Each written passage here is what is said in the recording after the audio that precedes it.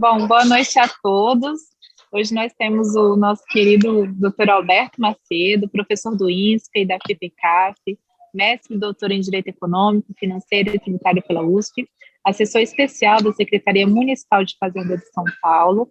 Ele vai estar falando com a gente sobre reforma tributária, licença de software e as decisões do STF. Bom, o Alberto foi a nossa leitura do encontro passado e hoje ele é a nossa... Oi, doutora Dayana, está aqui com a gente também. E hoje a gente vai estar falando com a nossa leitura do encontro passado. Doutora Alberto, o senhor tem aí um tempo de explanação de 20 a 30 minutos, fique à vontade, estamos ansiosos por esse encontro, com certeza vai ser uma noite muito agradável e um momento de bons debates. Então, que se iniciem os debates.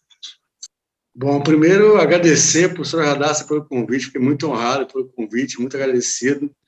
Te rever, né, você, pena que virtualmente, né? Você, o Celso, o meu amigo Ponte, de tanto tempo lá da USP, né? Long time ago, né? E todos os colegas aqui presentes. Bater um papo, né? Eu vou fazer uma apresentação, tentar ser o mais rápido possível. Eu costumo não cumprir muito meus prazos, mas tudo bem. Tentar correr para dar tempo para um debate legal, né? E sempre à disposição. E eu costumo dizer sempre, no diálogo que a gente cresce, né? Ninguém é dono da verdade, então é sempre apresentar e abrir para o diálogo, né? Eu vou compartilhar uma tela aqui, deixa eu ver se eu consigo. Acho que sim. Eu acho que estão me vendo aqui, né? Uhum. Vamos lá. Bom, vamos lá. Eu acabei nem pegando o sumário aqui, está fazendo um sumáriozinho. A reforma tributária, falar alguns pontos e depois falar da licença de software e do julgamento do STF recente aí e alguns aspectos a respeito, né? Bom, quando fala reforma tributária, a gente tem que também olhar o aspecto econômico, né? Porque até vejo algumas propostas de reforma alegar que o Brasil não cresce por conta do nosso sistema tributário. Será que é isso mesmo? Será que o sistema tributário ele é o principal causador do não crescimento econômico do Brasil, né? Eu não me dei satisfeito, eu comecei a estudar economia, estou estudando economia agora, né? Acho que eu vou encarar um doutorado em economia daqui a uns 3 anos, 2, 3 anos, não sei. Estou pensando aí. Então, assim, é importante, é óbvio, uma simplicidade, uma progressividade, a questão de carga tributária são os 3 principais elementos, né? Mas aqui eu coloco um gráfico, aquele histórico da evolução do PIB, né? E eu não acho muita correlação entre sistema tributário e não crescimento, eu não acho, né? Por exemplo, aqui você vê o pico de crescimento na década de 70, depois teve logo depois a primeira crise do petróleo, no primeiro meados no início de 70, né, 70 e pouco, depois a segunda crise do petróleo, antes da década de 80, o Brasil era muito endividado em moeda estrangeira, isso pegou a gente no contrapé, né, e daí depois veio um monte de equívocos econômicos, e aí por diversos motivos. Então, eu não consigo achar correlação. Aliás, economistas não trazem correlação, né? Economistas, muitos não trazem correlação de sistema tributário como causador. Não? É óbvio que o sistema tributário tem que ser o melhor possível para não atrapalhar o ambiente de negócios, ele é um fator, não deixa de ser um fator. Mas daí ser o principal fator vai muito longe, me parece, né? E aí eu cito a questão da indústria, né? Uma reforma tributária, às vezes, focada muito na transferência de carga e não resolveu os reais problemas, né? Quando você fala em indústria, a indústria é um motor de crescimento de um país, né? E aí a indústria tem outros elementos importantíssimos para se olhar, né? Que podem derrubar uma indústria no país. E foi o que aconteceu no Brasil nos últimos 30, 40 anos, né? Políticas cambiais equivocadas, políticas de juros equivocadas, e a questão até de ausência de política industrial, né? Aqui é uma matéria sobre cartel de câmbio, né? E aí se levou na justiça bilhões discutindo-se aí por conta de manipulação do câmbio, né? E prejudicando a própria indústria, né? Por conta do mercado financeiro, né? Pedro Malan falava, né? Para quem é mais novo, não lembra, Pedro Malan foi ministro da Fazenda do FHC e falava que a melhor política industrial era não ter política industrial, né? Será que é isso mesmo, né? Então é um tema discutível e me parece que política industrial é sim importante, porque a indústria é aquela que traz mais uma indústria bem desenvolvida, é aquela que traz mais empregos complexos, né? Empregos mais de valor agregado, que realmente vão fazer com que os nossos engenheiros formados não saiam da faculdade para arrumar emprego na Europa e nos Estados Unidos, porque não tem emprego no Brasil, a não ser que ele vai ser motorista de Uber ou vai ser dono de food truck, né? Então, é importante que uma indústria pujante seja trabalhada, né? E aí, por conta disso, aí a política industrial entra, né? E não mais, nem tanto a questão tributária, né? Política industrial, de uso de campo, de forma a conseguir fazer a nossa indústria prosperar, como aconteceu na década de 30 a 80. Para quem não sabe, o Brasil foi o país que mais cresceu no mundo na década de 30 a 80, né? Por diversos fatores, mas muitos relacionados a uma política de desenvolvimento industrial pujante, né? Manicômio tributário, por quê? Será que a separação dos tributos entre os entes é que está causando esse manicômio tributário, né? É um ponto. E aí, qualquer problema que esteja causando algo, temos que buscar o diagnóstico correto, o diagnóstico detalhado desses problemas, né? Aí eu cito um economista, que tivemos recentemente um encontro lá no IBDF, quando ele era Rezende, que ele fala que a facilidade com que os economistas, aqui é um trecho do livro dele, né?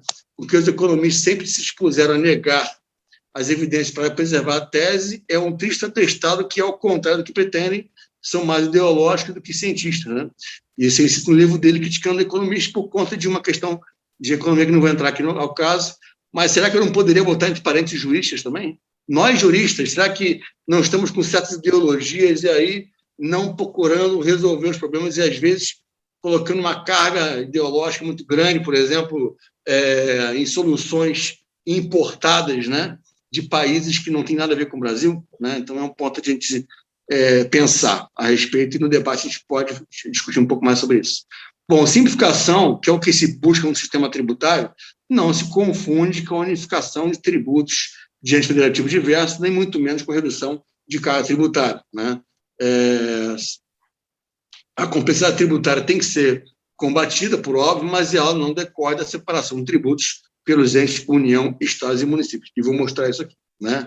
Quando se fala em contencioso, aí eu posso citar o estudo do INSPER, de 5,4 trilhões de reais, 70% desse contencioso é por conta do tributo federal. E a RPJ, /CSLL, contribuições previdenciárias e PIS/COFINS, né? E na contribuição previdenciária e PIS/COFINS são módulos da proposta Simplificar Já, proposta que eu defendo com 120 apoiadores de comércio, serviço, indústria e setor público, né? Bom, quando eu falo não cumulatividade, que é uma questão importante, né? O PIS/COFINS, quais são os problemas principais atualmente, né? Os problemas se concentram no regime não cumulativo, né? O regime cumulativo tem zero contencioso. Ora, como diz Everardo Maciel, né? Se a esmagadora maioria das empresas estão no regime cumulativo, que tem zero contencioso, ora, se você quer colocar um tributo não cumulativo para todo mundo, é o caso da CBS, né? Bom, então é uma coisa errada. Essas empresas que estão no regime cumulativo, ao entrar no regime não cumulativo, certamente vão aumentar a complexidade delas, porque uma complexidade para se apurar um tributo não cumulativo é maior do que aquela para se apurar um tributo cumulativo, né? E aí nós detectamos que o principal problema da definição do não cumulativo, do problema da PIS/COFINS no regime não cumulativo, é uma definição boa do conceito de insumo, a ideia de um crédito financeiro, né? Temos um PL pronto para isso, para resolver, o qual resolve de 70% a 90% dos problemas da PIS/COFINS atualmente, né? Conforme conversas nossas, não só com o Everardo Maciel, mas com colegas que julgam PIS/COFINS a 3x4 na Receita Federal, né? A não cumulatividade é a questão do ICMS, né? A própria CNI, quando fez uma pesquisa para os industriais responderam qual tributo que causa maior impacto negativo na competitividade, resposta ICMS 42%, né? Depois PIS/COFINS e contribuições previdenciárias. Lá embaixo, ISS 1%. Alguém pode falar, mas Alberto, a indústria não paga ISS. Sim, mas a indústria toma serviço. E ao tomar serviço, o crédito é tão relevante quanto o débito, né? Ora, se o fato do ISS não gerar crédito, não gera tanto problema assim, Então, a gente percebe uma coisa, né? Aquela questão de o trade-off entre tributo não cumulativo de alíquota elevada e complexidade de apuração versus tributo cumulativo de alíquota máxima baixa e simplicidade de apuração. Aliás, é o mesmo trade-off que tem na PIS/COFINS, né? Então, é importante verificar onde é importante focar na questão da não cumulatividade. A própria CNI mesmo, no seu planejamento estratégico 2018, 2022, elenca lá a não cumulatividade como principal problema a ser enfrentado dentro dos próprios tributos não cumulativos, ICMS e PIS/COFINS, né? A arrecadação do ICMS cai porque esse é um outro elemento que se alega para fazer reforma e juntar lá ISS, ICMS e tal, né? Ora, não. E eu já verifiquei esse dado aqui de crescimento do ICMS, crescimento real nesse período, não decorre de aumento de alíquota de energia elétrica e telecom, como alguns já propalaram por aí, né? Esse crescimento ele é mais ou menos linear, não há uma preponderância desses setores, né? Quando eu falo de tributos sobre consumo, aliás, alguns dizem que PIS/COFINS já tributo sobre consumo, e assim, tudo bem, eu até juridicamente entendo que não é, né? Já escrevi artigos sobre isso, e a PIS/COFINS se aproxima mais do tributo sobre receita, menos despesa, mas ela se aproxima mais do imposto de renda do que do consumo. Mas, na prática, eu entendo que é sobre consumo, dado que tem um destaque na nota, então o destaque na nota é um elemento relevante para, na prática, se considerar sobre consumo, e aí você vê a relevância do ICMS na arrecadação, né? Quando você vê essa relevância, percebe-se que problemas no ICMS vão gerar um problema muito grande na economia, dada a importância, dado o peso do ICMS na economia, na tributação de consumo, né? Alguns falam, não vão saber mais a diferença entre mercadoria e serviço, porque a economia é digital, então é importante juntar tal. Tá, vamos lá. Vamos separar. Aqui eu fiz o levantamento dos setores de economia digital, é uma classificação que eu utilizo no curso que eu coordeno de tributação e economia digital.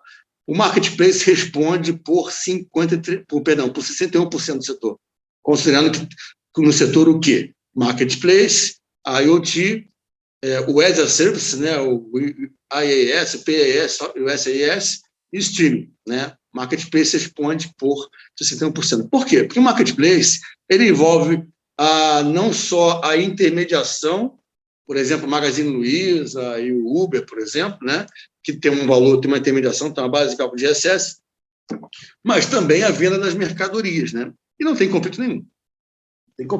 Ninguém tem dúvida no marketplace o que é ISS e o que é ICMS. As discussões do marketplace são de duas ordens. Primeiro, a questão de responsabilidade tributária por conta do ICMS, né? E segundo, a questão de base de cálculo do ISS na intermediação, quando a empresa que intermedia começa a oferecer outros serviços e, de repente, não querer chamar esse serviço no pacote da intermediação, né? Como, por exemplo, antecipação de recebíveis, né? O streaming, né, que é conflito ISS, mercado, ICMS comunicação, representa 1% de todo esse universo aqui, né? O SAS, cujo que eu vou debater no final da minha apresentação, aqui representando 4% do setor, né, que é a licença de software no modelo SAS, né? Eu fiz um levantamento, já que ninguém tinha feito isso, eu levantei, e aí eu peguei um estudo da FEComércio São Paulo, que através de um convênio, o município de São Paulo levantou o faturamento do setor de serviço na cidade de São Paulo, né, e separando por grupos, aqui mais ou menos os grupos que nós separamos na própria nossa arrecadação, no controle de arrecadação do ISS. Mas aqui não é arrecadação, aqui é faturamento, a FEComércio tratou os dados e apresentou isso publicamente, né? Aí você falou, Alberto, é só São Paulo?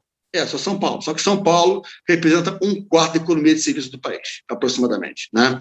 Então, vamos lá. O primeiro setor que mais faturamento tem no setor de serviços, o primeiro grupo que mais faturamento tem é o setor chamado jurídico, econômico e técnico administrativo. Esse setor representa quase 1/3 do faturamento do setor de serviços, né? A única questão polêmica nele aqui é o streaming, que representa 1,6% do setor. Segundo setor, bancário, financeiro e securitário, quase 20%. Praticamente nada. Tem uma pequena questão discutível na questão do seguro-saúde, por exemplo, né? Se seguro-saúde é IOF seguro, ou se é seguro-saúde plano de saúde, né? Que é ínfimo no setor como um todo, né? Simples Nacional, que aí é um genérico, abarca diversos tipos de serviços, né?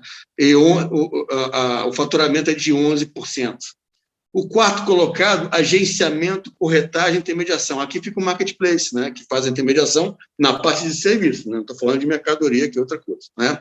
Mais 11%. Saúde, mais 8%. Também não vejo conflito nenhum. Mercadoria e comunicação. Aqui teria aqui a discussão da inserção de propaganda, que representa 2% do total do ISS. Ora, eu parando aqui, eu estou abarcando 88% do setor de serviço. Será que tudo é conflito? Será que realmente eu não vou saber o que é mercadoria, o que é serviço na economia digital? Aí a outra discussão que há, além dessa, é a questão do conceito de serviço. Então, entra licença, sessões, etc., que é um outro tema que aí eu vou tentar abordar rapidamente doravante, né? O que temos que resolver de verdade? Vamos lá. O principal problema da tributação e consumo no Brasil, os dois principais, primeiro, são em dois regimes não cumulativos. O ICMS, porque nós não temos ICMS no Brasil. Nós temos 27 ICMS. Esse é o principal problema. E o empresário fica que nem um doido tentando entender as normas de ICMS, as operações interestaduais. Não há uma integração de sistemas, então o empresário não tem a garantia de que o crédito que ele usou no estado de origem, o estado de destino não vai glosar dali a 5 anos. Né? Então, o que temos que fazer? Tem que unificar o ICMS. E de forma, em termos de legislação e em termos de sistemas. Em termos de legislação, leis ordinárias dos 27 estados do ICMS serem unificadas em uma lei complementar nacional do ICMS. Né? Normas infralegais de ICMS que gera aí os RICMs, regulamento do ICMS, que é um calhamaço dessa grossura, porque tem mais exceção do que regra, porque não tem uma uniformização, tem que ser unificados também em uma resolução do Comitê Gestor Nacional do ICMS, né? Que a proposta simplificar já entende correto. E a unificação e integração do sistema de nota fiscal sobre eletrônica. Serviço não, nota fiscal eletrônica, né? Aqui já dialogando um pouquinho com a temática que vocês propuseram de reforma tributária, economia digital, né? Um sistema integrado de nota. Até hoje não existe. O CONFAS não trabalhou nisso, não trabalhou na unificação de layout, né? Mas não trabalhou na integração do sistema de notas dos estados. Né? Não há integração alguma. Nós temos um modelo pronto para isso, né? Um modelo no qual haveria integração. Essa integração faz com que o quê? Primeiro, além de os créditos e débitos serem totalmente reconhecíveis nas operações em termos interestaduais, né? O próprio sistema faria o controle da conta gráfica do contribuinte, a governança, de forma ao sistema, óbvio que isso linkado ao sistema de nota, e aí, com isso, o sistema consegue calcular para o contribuinte ICMS a pagar, o contribuinte só tem que validar e pagar. Né? Então, é algo que tira a complexidade das mãos do contribuinte e devolve a mesma para o fisco, no caso, um sistema integrado nacional, né? E devidamente parametrizado, coisa que também não existe hoje, né? No ICMS. A PIS/COFINS não cumulativa é uma boa definição legal do Conselho de Insumo, temos PL pronto para isso, também acabaria com tranquilamente 70% dos problemas da PIS/COFINS não cumulativa. Né? Na folha, elevados encargos para quem emprega mais, né? Setor de serviços, que após simplificar já, ele coloca isso, a folha do Brasil é a mais cara do mundo. Né? Então, é importante haver uma desoneração parcial da folha para no quesito de quanto mais a empresa emprega, menor vai ser a contribuição patronal previdenciária, né? E como é que faz esse buraco? Contribuição patronal sobre a receita bruta para empresas marketplace. Exemplo, iFood e Uber. O Uber, com a sua mais de centenas de milhares de motoristas que não são seus empregados, mas que vão onerar a Seguridade Social no futuro. Nada mais justo que empresas como o Uber, como o iFood, por exemplo, contribuam com uma contribuição patronal sobre a receita bruta no seu faturamento, que é o valor da comissão, não é o valor total, que passa pela conta dele. Né? No ISS, na mesma linha do ICMS, uma unificação das leis ordinárias do ISS no Brasil inteiro, numa lei complementar. Estamos quase concluindo esse trabalho já, né? Aliás, tem uma reunião amanhã sobre isso. Unificação das normas infralegais do ISS do Brasil inteiro, em resolução do Comitê Gestor Nacional do ISS, e unificação e integração do sistema de nota fiscal sobre eletrônica. Aliás, está pronto, né? É a NFC nacional. Então, até no fatiamento, que o Congresso tem dito aí na mídia, né, até nisso já se encaixa bem, porque eu só destacar as peças do Lego, né? Então, a reforma da PIS/COFINS, que é a questão da CBS na Câmara, a reforma da Folha, que é uma pequena mexida no texto constitucional, artigo 195, e um projeto de lei ordinário, também, prontos também, e a reforma do ICMS e a reforma do ISS, ambas demandando PEC e lei complementar também, endereçar ao Senado sem qualquer problema, né? Bom, novo ISS, uma alíquota única para o município, mantendo a mínima de 2% a máxima de 5%, o ISS calculado por fora, um ISS preponderantemente destinado às operações intermunicipais. Entendemos que não tem que ser 100% destino, nem ISS nem ICMS. Por quê? Alguém vai dizer, Alberto, o IVA europeu é 100% destino. O IVA europeu é 100% destino porque, primeiro, o IVA lá não é um tributo subnacional, é um tributo nacional, federal, para aqueles que são estados federais. E aí, a questão de destino ela é relevante nas operações intermembros da União Europeia, né? Então, nessa linha, a operação interna na Alemanha, por exemplo, não precisa ser destino, porque se ela for interna, vai cobrar destino para quê? Tá? O origem e destino estão no mesmo país, né? Então, a questão relevante de destino é uma questão que se traz relevante no sentido no contexto de operação internacional, né? Em que se aplica o princípio do destino e não o princípio de origem. Num tributo subnacional, como o ICMS, como o ISS, é importante que haja um compartilhamento até para o equilíbrio de contas. E aí a ideia do ISS é também no ICMS, mas no ISS é o ISS preponderantemente de destino, né? Continuando. Como é que faz isso? Ora, com o Sistema Nacional de Nota Fiscal Específica Nacional, basta, vou pegar o exemplo da Netflix, que estava em São Paulo, agora está em Barueri, né? A Netflix ela vai emitir nota para cada operação sua, tendo milhões de consumidores em milhares de municípios do Brasil. Basta emitir nota fiscal eletrônica, botando basicamente o código do município de origem, o código do município de destino e os dados da operação. E emite a nota, vai emitir nota ao longo do mês. Quando acabar o mês, a guia eletrônica de arrecadação ela vai ser emitida, puxando automaticamente todos os dados da nota fiscal e serviços eletrônicos emitidos no período, e ela paga de uma vez só o valor. E esse valor é automaticamente distribuído para todos os municípios do Brasil envolvidos nas operações que ocorreram naquele período. Compliance fantástico para as empresas, né? Clarear o Conselho Constitucional de Serviços, é uma proposta nossa também, para acabar com a discussão, né? Uma legislação nacional do ISS, como eu falei, e um comitê gestor nacional do ISS para a governança do sistema de nota fiscal e eletrônico nacional, gerando integração entre os municípios. Bom, aqui o sistema que eu falei que já está pronto, da NFC Nacional, foi um trabalho em que a Abrax, na qual eu represento São Paulo na sua Câmara Técnica Permanente, aqui o Ambiente de Dados Nacional, que é uma grande base de dados nacional, repositório de todas as notas, emissor público de padrão nacional, a partir do qual as prefeituras não terão mais que gastar dinheiro para contratar emissores privados e sem padrão nacional. E também aqui, emissor mobile, desktop já prontos, com seus web services, e uma guia de recolhimento também eletrônica, como já falei. Essa aqui é o único elemento que falta concluir para entregar o sistema ainda esse ano, né? E com integração em diversos elementos, inclusive o comércio exterior, o MIDIC. Então, o Ministério de Desenvolvimento e Indústria e Comércio participou das discussões com a gente, desenvolvendo a nota, para poder terminar o Ciscoserve e os dados de comércio exterior constarem na nota fiscal do Serviço Eletrônica Nacional, né? Aqui o layout, né? O modelo responsivo e alguns layouts do sistema da NFC Nacional, né?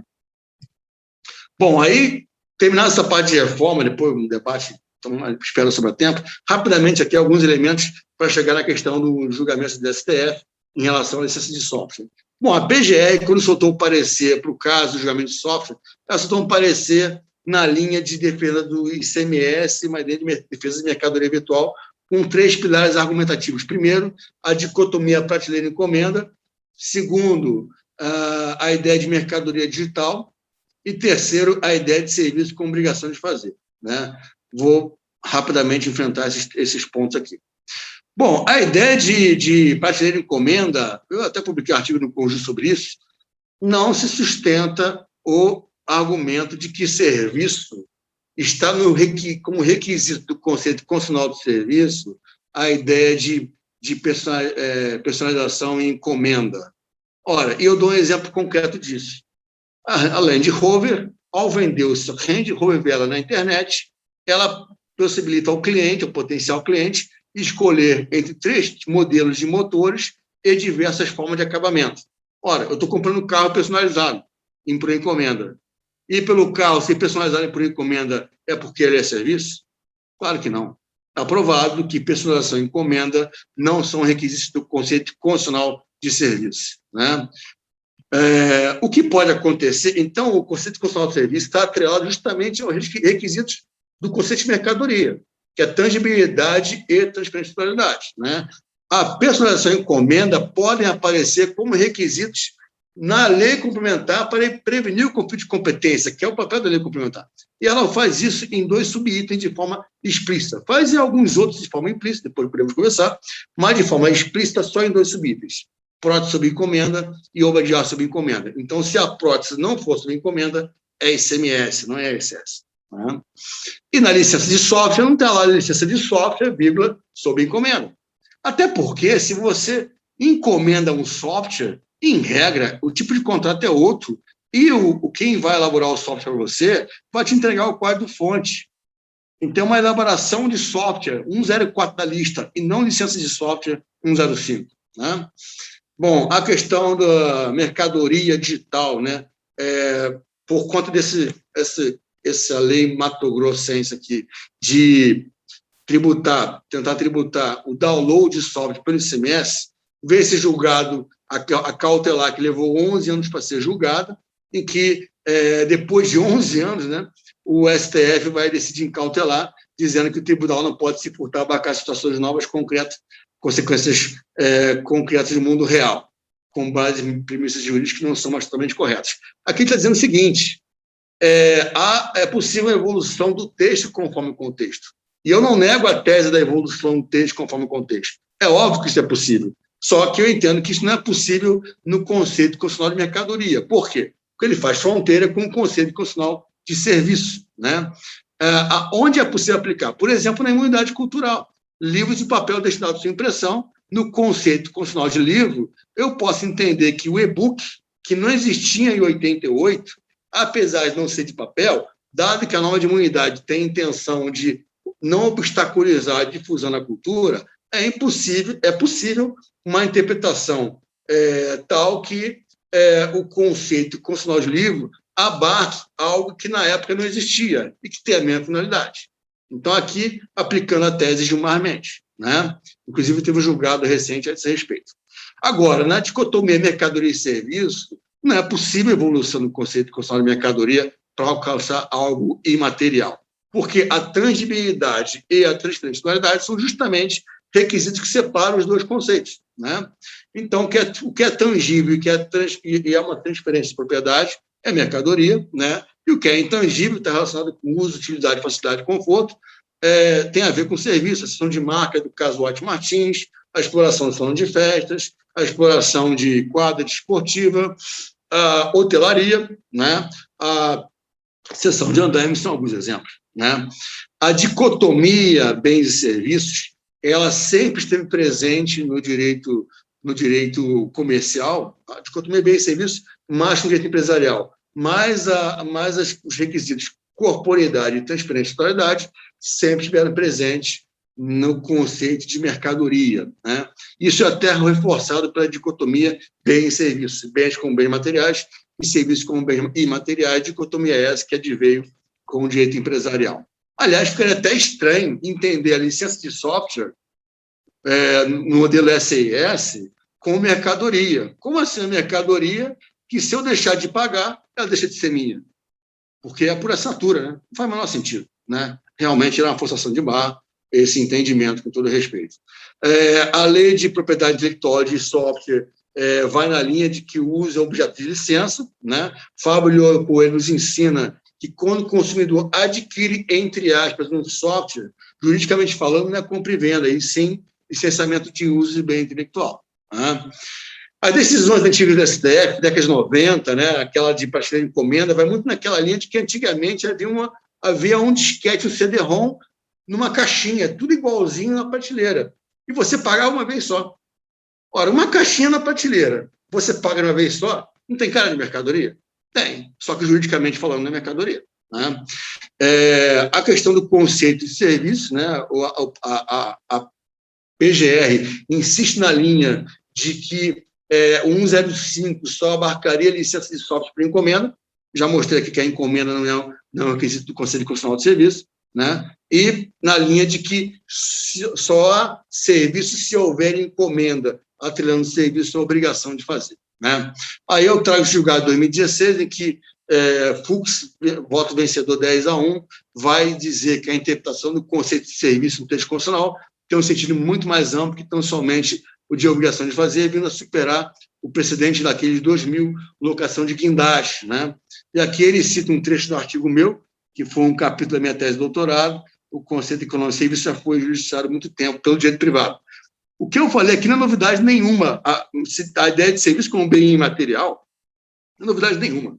Bernardo de Vieira Moraes, tese de doutorado na USP em 71, orientado por Rui Barbosa Nogueira, já falava isso. Né? Amilcar de Araújo Falcão, Ricardo Lobo Torres, entre outros. Né? A novidade da minha tese foi demonstrar que o próprio direito privado incorporou o conceito de serviço como bem imaterial.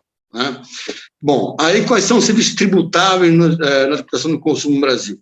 E a tributação correspondente, né? Transporte intermunicipal, ICMS, comunicação, ICMS, serviços financeiros e securitários, IOF, e, por fim, demais serviços, ISS, se previsto em lei complementar. Né?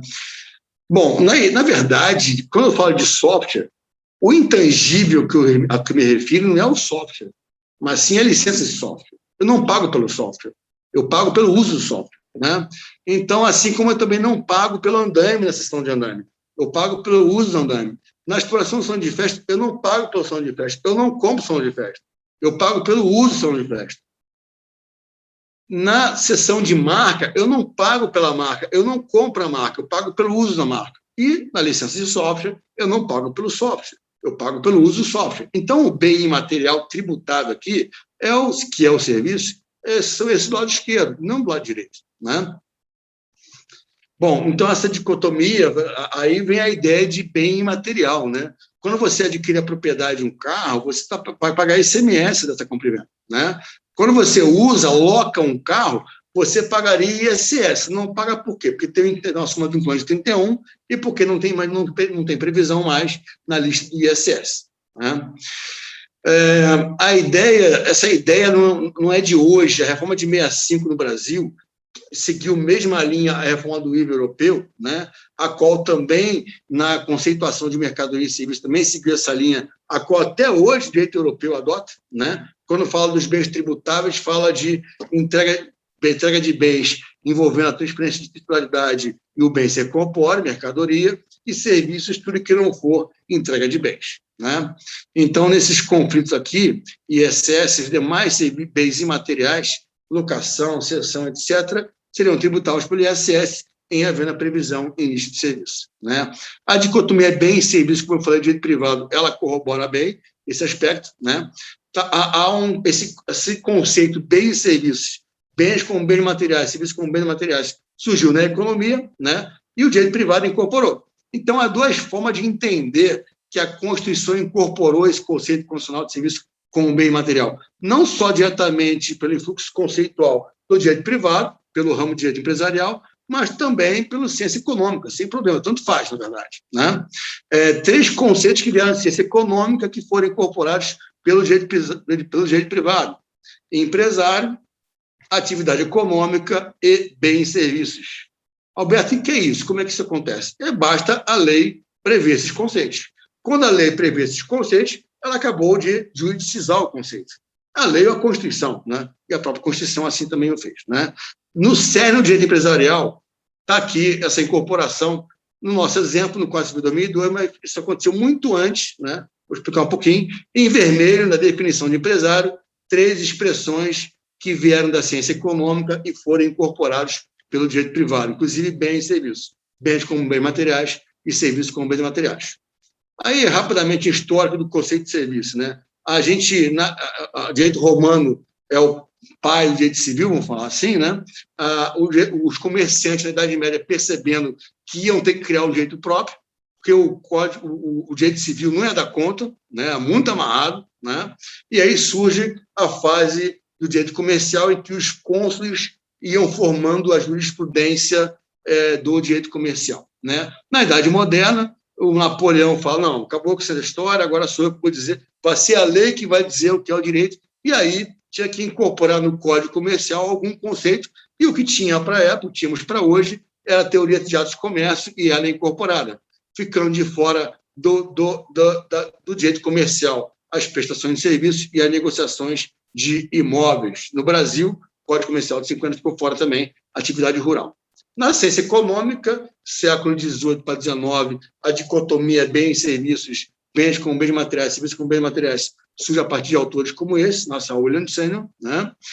E, no século XX, surge a teoria da empresa, com o Código Civil italiano, e esse trazendo a dicotomia bens e serviços, e essa incorporação de conceitos econômicos, né? Isso foi sendo incorporado pelas diversas legislações, inclusive pela Constituição Brasileira de 1946, que pela primeira vez traz a dicotomia bens e serviços no seu texto, né? O Brasil demorou para codificar isso, mas foi adotando a teoria da empresa pela jurisprudência, legislação esparsa e doutrina, né? Então, institutos do direito empresarial que não seriam aplicáveis àquele que não é comerciante foram sendo aplicáveis pelos tribunais aos poucos, né? Então, incorporando a teoria da empresa aos poucos. Legislações esparsas trazendo essa conceituação. Aqui em vermelho, conceitos que vieram da ciência econômica sendo incorporados pela legislação esparsa, inclusive a dicotomia bens e serviços, né? Mais exemplos aqui. Fábio Leão Coelho vai dizer, isso não pode dizer que o direito brasileiro já incorporaram na lição da doutrina, jurisprudência e leis esparsas, a teoria da empresa, mesmo antes da entrada em vigor do Código Civil de 2002. Né? A Constituição de 46 traz aquela dicotomia bem e serviço, como eu falei, e conceito de empresa também, atividade econômica, pululando por diversos textos constitucionais ao longo do século passado. Né? Doutrina também, o Requião falando que, criticando os juristas que não aceitavam a incorporação de um conceito de empresa bem elaborado pela ciência econômica. E o Requião fala, qual é o problema? É um conceito bem elaborado, então não tem problema nenhum aceitar esse conceito. Né? A questão de serviço com obrigação de fazer, vamos para o capítulo que fala da prestação de serviço, lá não encerra um conceito constitucional de serviço, encerra só um tipo de contrato. Aliás, diversos serviços não são aplicáveis a esse capítulo quando há uma legislação esparsa, especial, e também os próprios serviços do direito empresarial são aplicados pelo direito de empresa e não diretamente por esse capítulo. Né? O Washington Barros Monteiro, da sua tese de cátedra na USP, da obrigação, vai dizer que a única importância prática da classificação da fazer e não fazer é diversificar os processos de execução de sentença. Né? Esse capítulo da prestação de serviço não encerra um conceito de serviço, encerra o tipo de contrato. Tanto é verdade que aqui há diversos outros tipos de contrato que também trazem serviços como empreitada, comissão, agência, corretagem, transporte, etc. Né? Jurisprudência, evolução do conceito, década de 80, o STF entendia tributável a locação pelo ISS, na ideia de serviço como bem imaterial, veio a virada jurisprudencial em 2000 com a locação de guindaste, entendendo por 6 a 5 serviço com obrigação de fazer, né? O veto presidencial da lei complementar em relação à locação de bens móveis e a sua vinculante 31, dizendo que não pode decidir excesso de locação de bens móveis. Né? Aqui, na mesma época, julgamento de leasing salomônico, não adotando integralmente essa ideia de serviço com obrigação de fazer, né? Então ficou aí no meio do caminho.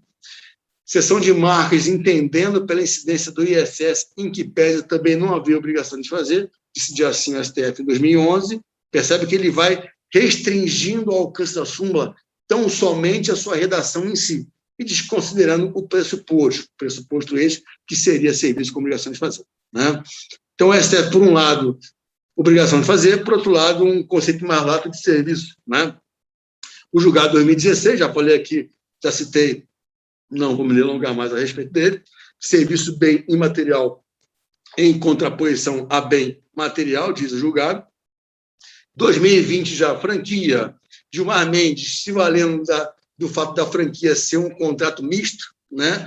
E aí essa ideia de misto, ele com isso se utiliza para evitar o afastamento da súmula vinculante 31, mas reconhecer a incidência do ISS. Então, operação mista tem dar com a cessão de marca, tem fazer com aqueles atributos que estão na circular de oferta de franquia e, como está na lista, prevenção de conflito incide ISS. Né? Ele faz um histórico dos julgados jurisprudenciais e ele vai dizer que o julgado de leasing e o julgado do plano de saúde, que fazem serviço com bem imaterial, vai destacar esse último como a linha mais atual de pensamento desta corte. Na mesma linha vai Alexandre de Moraes, inclusive em relação à historicidade dos julgados, e ele se referindo também ao julgado de serviço com material, plano de saúde, como uma interpretação mais recente, mais atual. Né? E aí já vamos para, terminando já, o julgado do ministro Toffoli em relação à licença de software.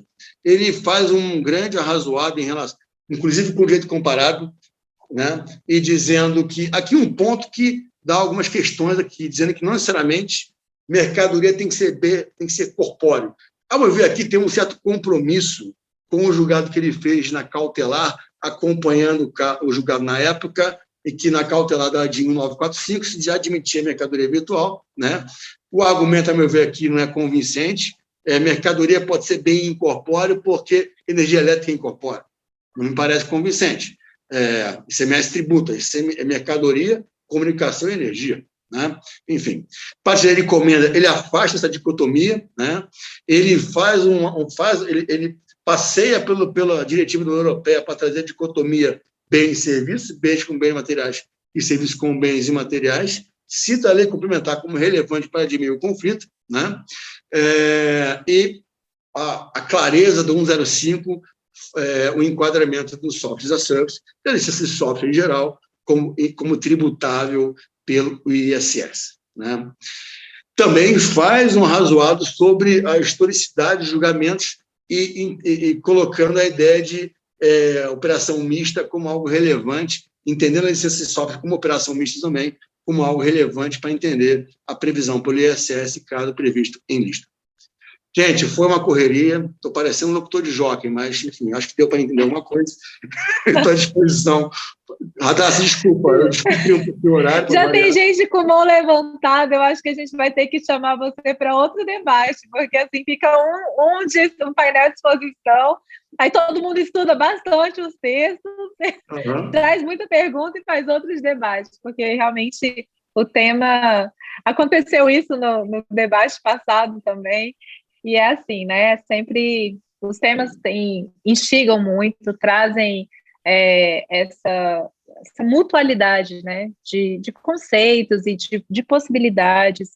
E a gente está justamente no contexto desse debate, não há um caminho A e o caminho B, né? A gente tem um caminho bem fluido aí, assim, existem muitas possibilidades.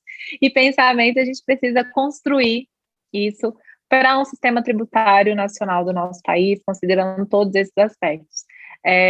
Antes do José Evandro falar, eu queria agradecer ao nosso querido Alberto Macedo pela oportunidade, né, da gente poder estar te ouvindo. Esse grupo de pesquisa é um grupo de pesquisa que une diversas instituições e essas instituições, assim, a gente tem aqui representantes, professores, alunos, orientandos, orientadores, e a ideia é que haja uma produção acadêmica a partir das discussões que a gente tem feito aqui. Então, já vou até dar um spoiler para os que ainda estão conosco. Pretendemos, em agosto, fazer 2 reuniões, uma reunião de debate, como essa que o nosso querido Alberto Macedo, né, nos brindou no mês de julho, e uma outra administrativa, para a gente poder ver como é que estão os andamentos do trabalho, poder ver quem está participando, se tem algumas dúvidas, e fazer a engrenagem ir funcionando, né? A ideia é que isso permaneça, e certamente os textos e esses debates vão ser citados, viu, Alberto? Então, temos aí muitas produções que vão estar citando, e a gente está conversando de forma muito particular, né? O sentido desse evento não ser gravado é justamente a gente tirar as nossas dúvidas, a gente colocar o que a gente pensa, sem medo de depois ir alguém assistir no YouTube e não ser exatamente aquilo, e a gente às vezes ter mudado de uma opinião ou outra, mas a gente fala de forma muito tranquila. Então, a gente tem aqui pouco tempo, porque a gente tenta cumprir ao máximo esse período de 1 hora, justamente em respeito, né, a toda essa questão de pandemia, esse momento que a gente tem em frente às telas. Então, já vou abrir a palavra para o nosso Evande. Em seguida do Evande, deixa eu ver quem mais está com a mão levantada, a professora Mônica. Então, José Evande, pode fazer sua pergunta. Vamos fazer uma rodada, a gente faz as perguntas, aí depois o Alberto responde, e vamos ver se dá tempo de mais uma, tá bom? Boa noite a todos, boa noite, Alberto. Eu já conheço o Alberto lá da reforma tributária do Raul, ele era carinhosamente chamado como grandão, né? Não parece aqui, mas o homem tem quase 2 metros de altura, né? Depois descobri que era um professor super respeitado e é um dos, né, realmente eu acho que é uma das referências inevitáveis aí para esse tema, né, dos maiores autoridades. Alberto, eu tenho 3 perguntas sobre a sua exposição.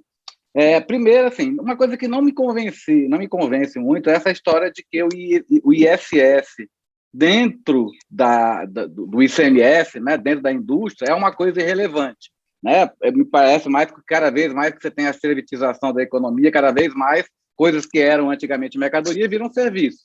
Hoje aqui a gente meio que sobrevive porque você transforma quem era prestador de serviço numa empresa para não pagar folha. Mas isso é muito mais complexo. Você pode, né, transformar a questão como se fala, tirar dúvidas com o cliente, manutenção técnica, tudo isso virar uma empresa, e isso, se for um ISS, vai estar dentro do custo da mercadoria e não vai ser compensado. Você até colocou algum estudo que tinha colocado ali, que era pequeno, que não era uma preocupação, mas se você tem alguma coisa mais concreta, ou algum estudo que mensure realmente isso para o Brasil. Outra coisa, a preocupação é a questão do ISS na origem, né? Hoje, o ISS do serviço de informática, né, que para mim sempre foi indubitável, e agora com a decisão do Toffoli é ISS, todos os serviços digitais, eles são na origem. Para mim, isso é um problema sério. Você falou que já tinha dito em uma outra apresentação que eu vi que você não achava tão sério. Então, eu acho super sério, senão o Barueri vai virar a meca do serviço digital. E você falou que nesse PLP, né, nessa projeto de lei complementar do ISS, você colocava que o ISS seria preponderantemente no destino. Eu gosto se você pudesse elaborar mais, dá só um spoiler, que eu não tenho acesso ao material, depois a gente até pode trocar sobre isso. E a terceira coisa, é uma coisa que eu nunca vi você falar, é o ISS na importação. Hoje eu estou estudando bastante essa questão das regras, das recomendações da OCDE, tudo que na prática olha, você que está vendendo intangível e serviço, você tem que se registrar naquele país, né, para você pagar imposto, né? Dentro desse seu projeto, né, do projeto que você participa e coordena, tem alguma coisa em relação a isso, né? Uma maneira de você harmonizar esse ponto e poder criar, como os estados tentaram, quando eles achavam que tinham direito, né, fizeram aquele convênio lá 106 com FAES, para poder tentar criar alguma coisa, uma plataforma única para o coitado lá fora que for vender aqui dentro, que ele queira pagar, né? Já são duas coisas bastante... ele quer pagar e não sabe como pagar, se vocês pensam isso. E a última coisa é só uma provocação, né? Naquele slide que você fala lá do ICMS e do ISS, olha, o novo ICMS a gente tem que harmonizar a legislação menos a alíquota. O ISS a gente tem que harmonizar a legislação menos a alíquota. Por que a gente não junta os dois, né? Viram ICMS e ISS. Eu sei que você não concorda com isso, mas é só como provocação, uma provocação mesmo, né? Tá com uma carinha de você, já vamos deixar só as alíquotas separadas, mas é só uma provocação mesmo. Muito obrigado, desculpa ocupar tanto tempo assim. Obrigado, Evandro. Professora Mônica, era uma pergunta. Ele Isso. Eu nunca falei que era uma pergunta, falei que era um conto de pergunta. Boa noite, professor Alberto. Eu sou aqui de Campinas, participo do grupo de pesquisa da FACAMP com o José Antônio, um prazer. Muito obrigada pela todo o histórico, né? A gente que milita na área tributária passa um filme das ações que a gente ingressou né, até o Supremo Tribunal Federal. A minha pergunta é uma só, viu, professora Radar? Uma só.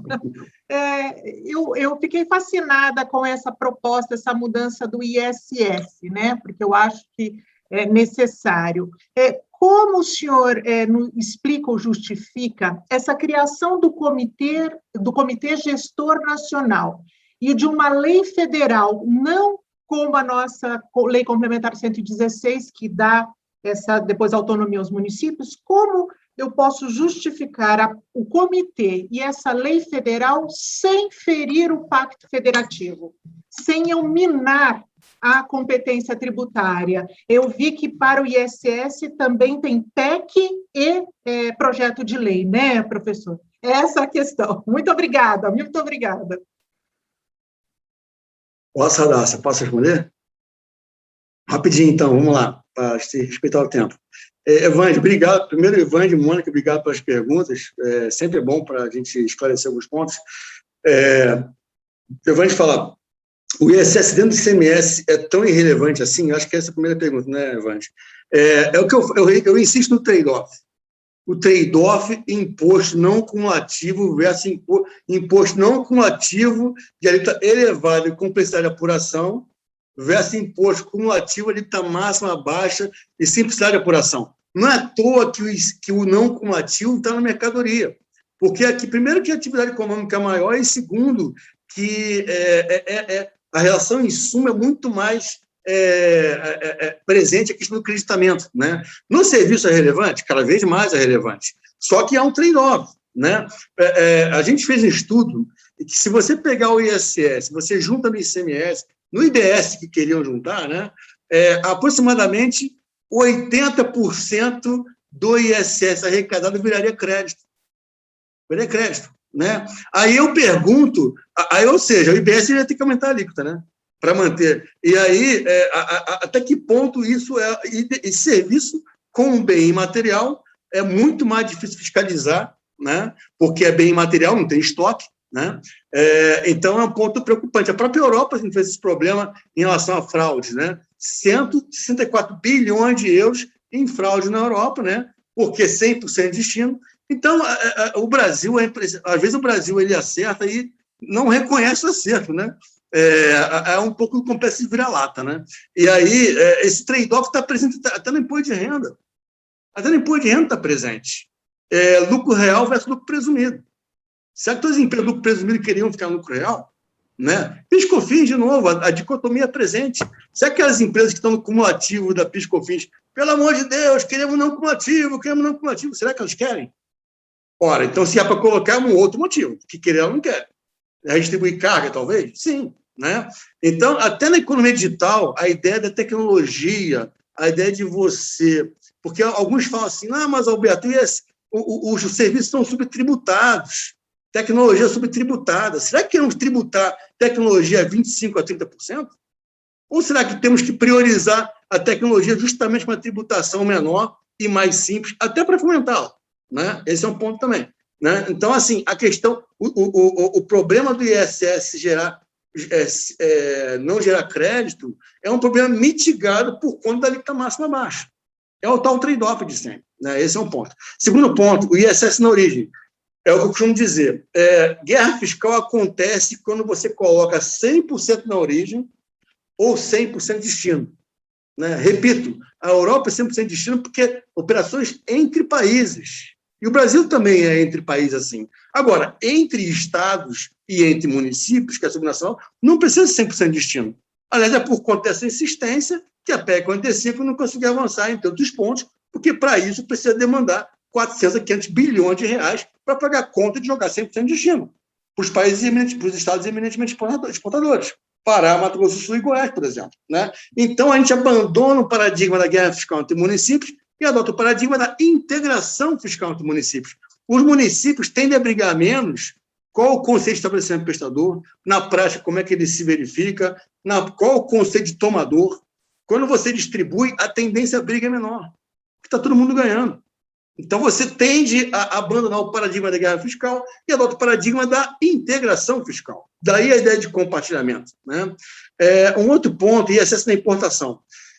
Perfeito. A ideia, a nota fiscal sobre eletrônica já tem esse pensado isto, né? Não foi à toa que o MIDIC participou com a gente para colocar lá alguns parâmetros de comércio exterior importantes para poder descontinuar o Sisconserv, né? O Sisconserv foi o primeiro sistema no mundo de comércio exterior de serviços, de novo, Brasil na vanguarda, de novo, mas foi descontinuado com os cortes de gasto do governo agora recentemente, e a NFCE cumpre o papel no lugar do Sisconserv, graças a essa integração com as funcionalidades do Sisconserv na NFCE nacional. Agora, a importação, Evandro, é claro que tem um problema que não é brasileiro, é mundial.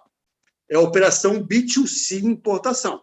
O meu filho pode, jogando na internet, pode comprar uma arminha lá do jogo dele. Eu já fiz isso, passei o cartão, obviamente, eu fui olhar de que país era, né? Estava na Holanda, a empresa, né? Não pude mandar uma fiscalização para a Holanda, infelizmente, né? Mas, percebe, é um problema mundial. E esse problema demanda um sistema que, como você colocou muito bem, ele possa receber aquele que quer declarar, declare nesse sistema, daquele de fora. A Europa acabou de implantar agora, 1º de julho deste ano, substituindo o MOS, agora tem o OOS e o IOS, né? Que é mais ou menos nessa linha. Há 3 anos já falo na FGV de que a NFCE Nacional é o nosso MOS. Há 3 anos já falo isso, né? E está agora se realizando, né? A questão que você falou mais, meu Deus, a harmonização, legislação menos alíquota. A gente tem de entender a economia que ela não é um papel. A economia do Brasil não é um papel em branco que a gente vai começar a construir um sistema tributário. Tem uma economia existente. E nessa economia existente, na tributação de mercadoria, a alíquota de ICMS varia de 0 a 30, né? A do ISS não, varia de 2 a 5. Então, no ICMS, no tipo que tem que falar, a gente racionaliza não com a alíquota única, mas com 5 alíquotas, uma mínima, uma máxima e 3 intermediários, e mais. Não, a lei não colocar lá mercadoria, que é medicamento 4%, vamos supor. Ora, se eu coloco medicamento na lei 4%, no dia seguinte a discussão é Ataleia Jurubeba, medicamento não é. Para acabar com isso, o enquadramento de alíquota em posições no sistema internacional, o sistema harmonizado.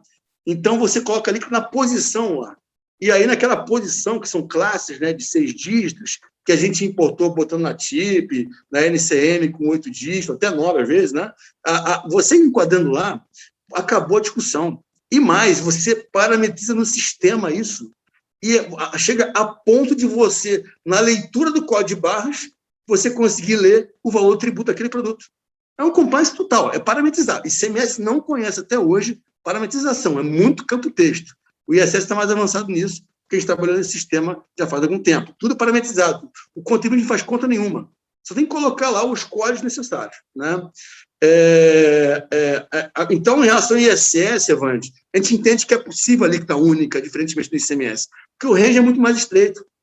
E aí, o conceito de serviço, a ideia é acabar com a lista.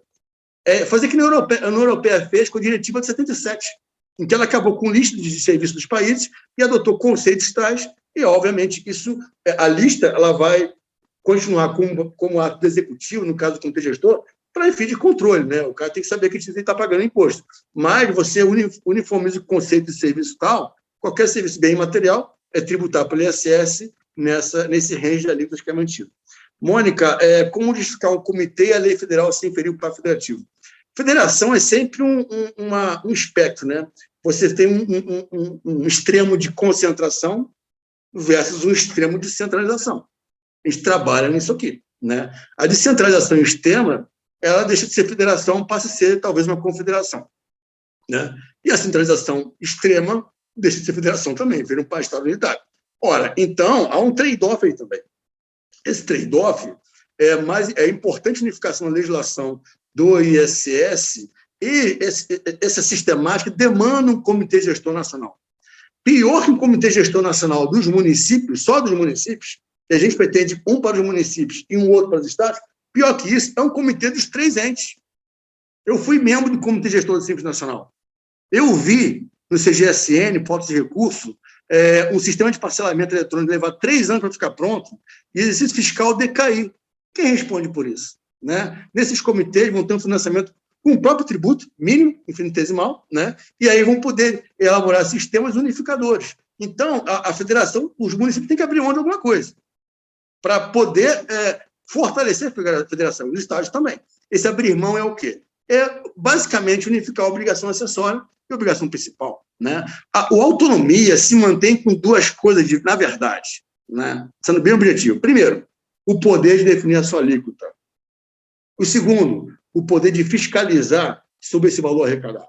Esse que é a autonomia. O resto é blá, blá, blá. Né? Então, esse é o mínimo da autonomia. E é com essa autonomia que se consegue manter a federação. Então, se manter a federação, o Simples Cajá, ele fortalece a federação ao integrar os municípios entre si e ao integrar os estados entre si. Não nos parece que juntar todo mundo no comitê gestor é algo bom para a federação. Pelo contrário, concentra mais poder ainda numa situação em que a União já arrecada 62% da tributação no Brasil. Sempre correndo, sou locutor de... Acho que a gente já está acostumado, né, Alberto? Tô. Mas é isso. Gente, a gente já passou um pouquinho do nosso horário. Eu agradeço muito. Eu queria ouvir, por exemplo, a nossa querida Dayana falar. Eu sei que a gente tem aqui o André, tem o próprio professor José. Enfim, a gente tem tanta gente que eu sei que gostaria de contribuir e enriquecer o debate, mas a gente realmente tem que cumprir o nosso horário. Então, eu vou agradecer novamente, né, ao professor Alberto Macedo, o privilégio da gente ter a oportunidade mesmo de ouvir, de discutir, de debater. É mais coisa para a gente escrever, são mais 10 que vão ali fervilhando para a gente construir isso. Realmente, a Dayana está colocando aqui que foi um ótimo debate, eu concordo, foi excelente, tem muita coisa para a gente escrever. A Dayana está aí com um grupo de pesquisa, trabalhando, né, sobre criptomoedas, criptoativos, enfim, toda essa outra nuance do nosso contexto de tributação, e são coisas que a gente precisa realmente trabalhar. Convido a todos para o nosso próximo encontro, que vai ser em agosto. Nós vamos ter 2 encontros, nós vamos ter um encontro administrativo e um encontro também com um convidado, então a gente deve mandar aí posteriormente. Eu vou pedir só o seguinte, a Isadora, Alberto, é só administrativo, só um minutinho. A Isadora vai colocar aqui no chat o telefone dela, e aí aqueles pesquisadores, aqueles alunos que não estão no nosso grupo do WhatsApp, vão mandar uma mensagem para ela, um WhatsApp para ela poder inserir, e depois a gente vai formalizar, né, a inserção desses que ainda não estão dentro da CAPES, dentro do CNPq, enfim, dentro do nosso grupo de pesquisa em rede que a gente formalizou junto com essas instituições todas, né? A gente tem aqui a CAMP, a gente tem a instituição do IMED, a gente tem a FGV, a gente tem IDP, a gente está com o INSPER, com aqui o professor Alberto Macedo, então, assim, é uma troca. Então, é a riqueza do debate, a riqueza da academia, a possibilidade de fazer essa troca. Querido José, nosso professor José, pode fazer o nosso encerramento, já que eu vi que vocês são amigos. Então, nosso querido José Pontes pode encerrar o nosso... O professor Luciano está aqui também. Dá para ouvir? É uma satisfação, viu, ouvir o professor Alberto, dá a impressão que ele veio do futuro, né, para contar para a gente o que o Brasil vai virar, né? Então, além da sabedoria toda, da experiência, é uma cabeça avantajada, né, pensa aí do ponto de vista da economia, então foi uma grande satisfação estar com vocês, agradeço, professor Alberto, pela excelência do debate, alto nível, a gente realmente ficou muito feliz aqui, falando aqui, com certeza, por quem está aqui presente, agradeço mais uma vez, então, obrigado, professor Radassa, obrigado, professor Alberto, uma boa noite. Valeu, Pontes, um abraço, valeu. Prazer revê-los. Obrigada, uma boa noite, tchau, prazer. A gente mantém em contato. Tchau, tchau, Alberto. Tchau, boa noite.